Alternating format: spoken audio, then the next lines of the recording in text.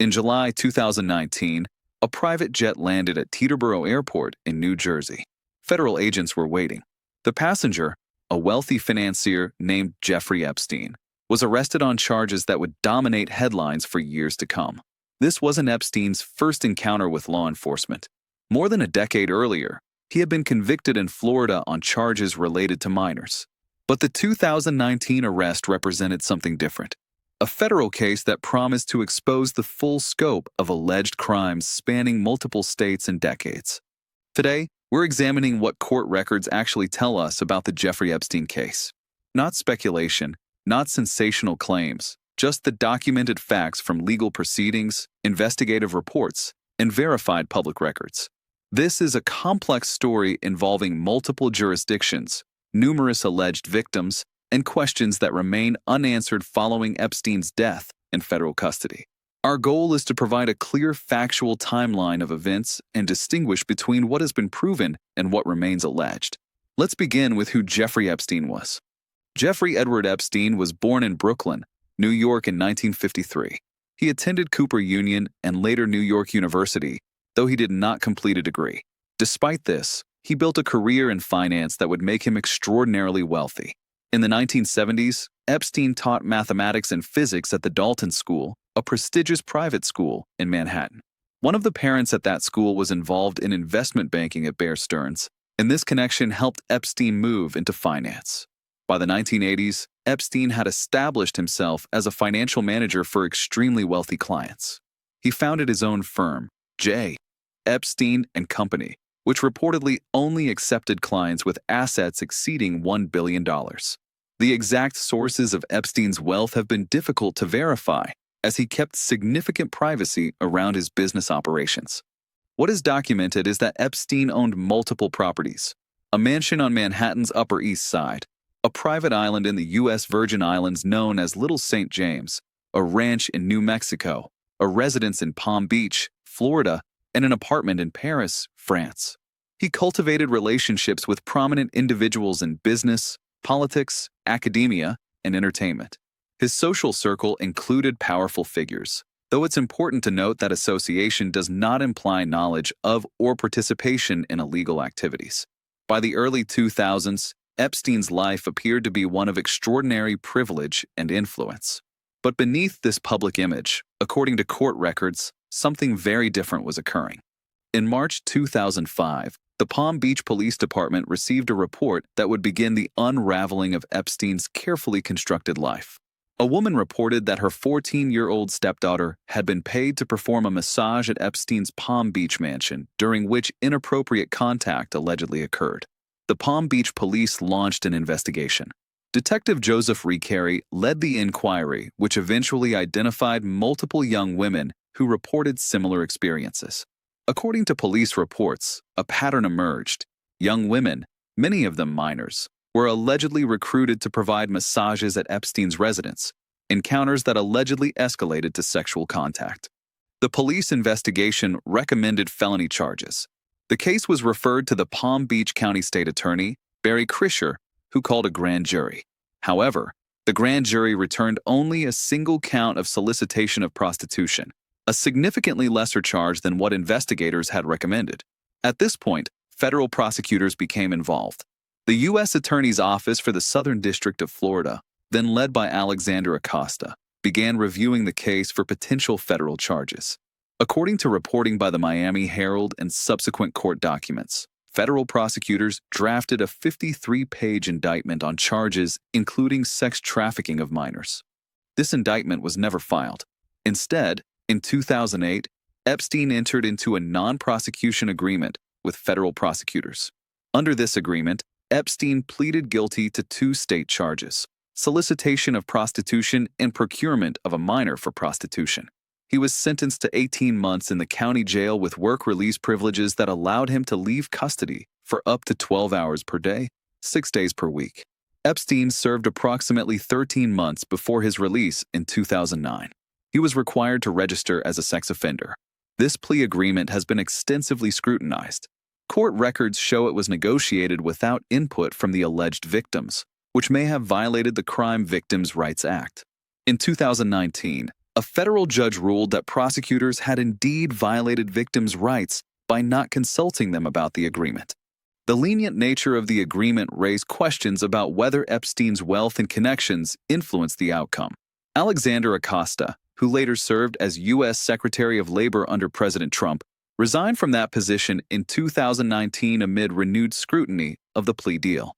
What the court records make clear is that the 2008 resolution was viewed by many, including federal judges who later reviewed it, as inadequate given the evidence that had been gathered.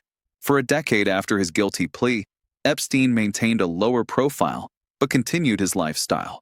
He registered as a sex offender in multiple jurisdictions and reportedly complied with registration requirements, though reporting has indicated some inconsistencies. In February 2019, investigative journalists at the Miami Herald published a series called Perversion of Justice, which re-examined the 2008 plea agreement and interviewed alleged victims.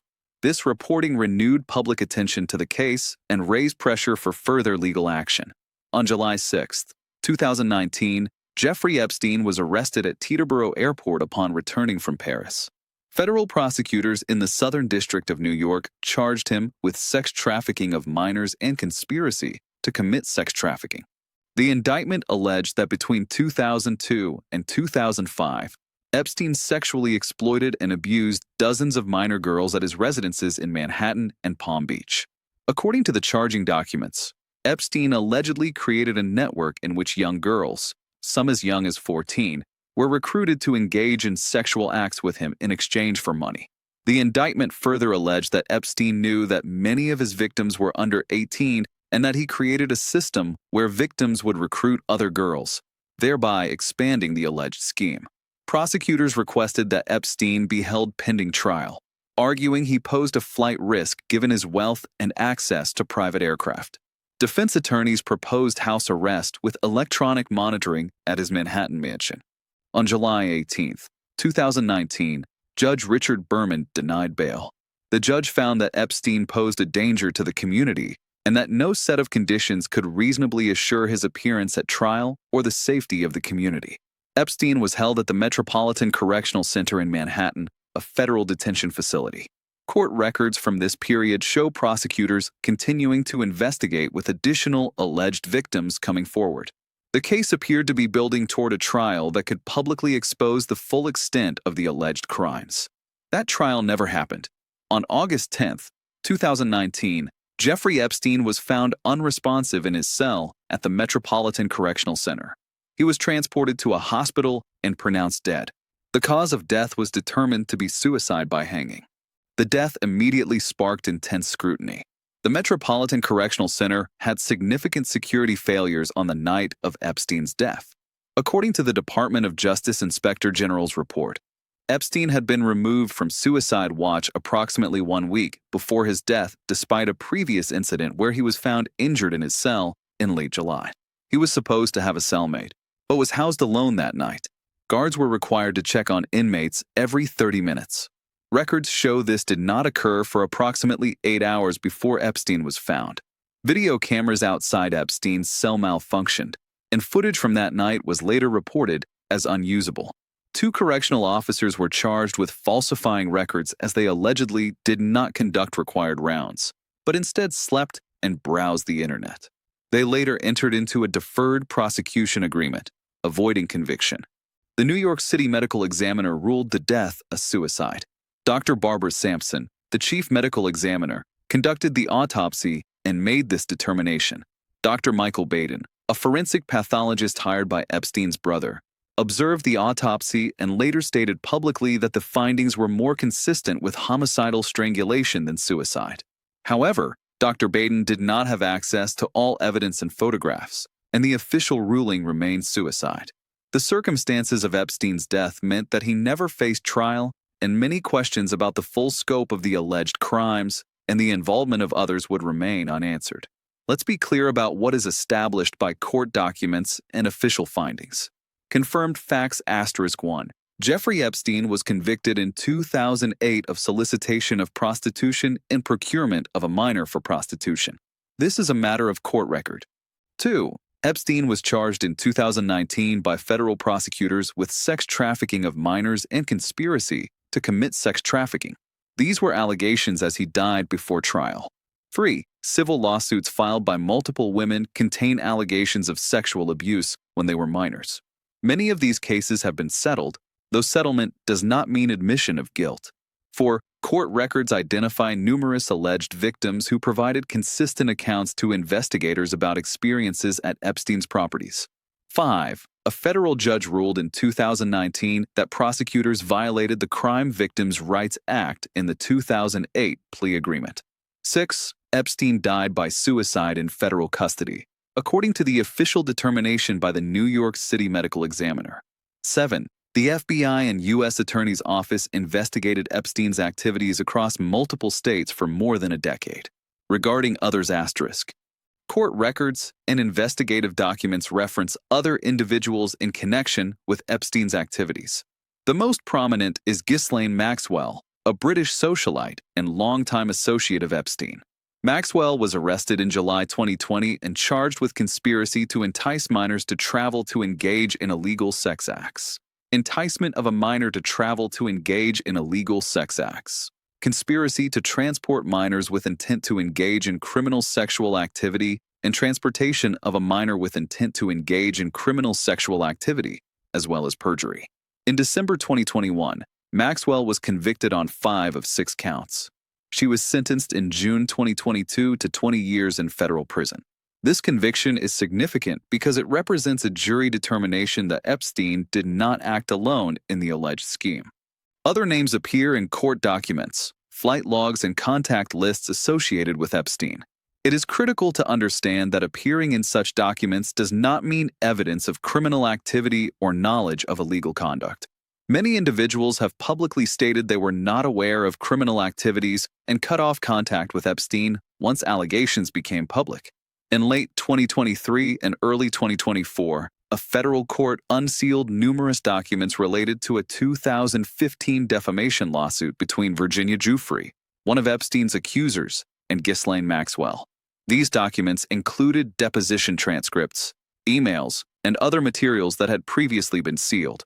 The unsealed documents revealed additional details about the scope of allegations and named individuals who had traveled with Epstein or visited his properties. Media coverage of these documents was extensive, but it's important to note what they do and do not show. These documents contain allegations, statements made in legal proceedings, but allegations are not the same as proven facts. Some individuals named in the documents have publicly denied any wrongdoing or inappropriate conduct. No additional criminal charges have resulted from these unsealed documents as of the time we're examining this case. What remains unanswered includes the full extent of Epstein's financial network and how he generated his wealth, whether additional individuals will face charges related to the alleged trafficking scheme, the complete number of victims, why the 2008 plea agreement was structured as it was, and what influence, if any, Epstein's connections had on that outcome. The FBI has stated that its investigation remains open regarding any individuals who may have conspired with Epstein or Maxwell. To date, Maxwell is the only person who has been convicted in connection with this case. The Epstein case exists within a broader context of how the justice system handles allegations involving powerful individuals and how victims of sexual abuse, particularly minors, are treated within that system. Several systemic issues are highlighted by this case. First, the significant difference between the 2008 state plea agreement and what federal investigators believe the evidence supported raises questions about prosecutorial discretion and whether wealth and connections influence legal outcomes. Second, the Crime Victims' Rights Act was violated when alleged victims were not consulted about the plea agreement. This points to broader questions about how victims are included or excluded from legal proceedings that directly affect them. Third, the circumstances of Epstein's death revealed significant failures in the federal prison system, including lapses in supervision, training, and facility maintenance that the Department of Justice Inspector General documented. Fourth, the case has prompted discussions about the statute of limitations for sex crimes, particularly those involving minors. Some states have reformed their laws in response to cases like this, extending or eliminating time limits for victims to seek justice. Finally, The case has highlighted the challenges of investigating and prosecuting trafficking networks, particularly when they involve powerful individuals with resources to mount vigorous legal defenses. The Jeffrey Epstein case represents one of the most significant criminal investigations into alleged sex trafficking in modern American history.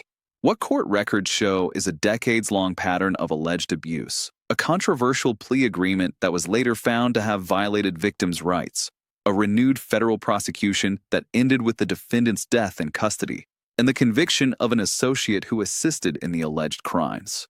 We know with certainty that Epstein was convicted in 2008 and that he faced federal charges in 2019, but he did not live to answer in court. We know that Ghislaine Maxwell was convicted by a jury of related crimes. We know that numerous women have come forward with allegations of abuse, and many of these allegations are documented in court filings and investigative reports. What we don't know is the full scope of the alleged network, whether others will be held accountable, and what might have been revealed had Epstein lived to face trial. The case continues to generate questions about justice, accountability, and how the legal system treats allegations involving the wealthy and powerful. These are questions worth asking based on the documented facts without resorting to unverified claims or conspiracy theories.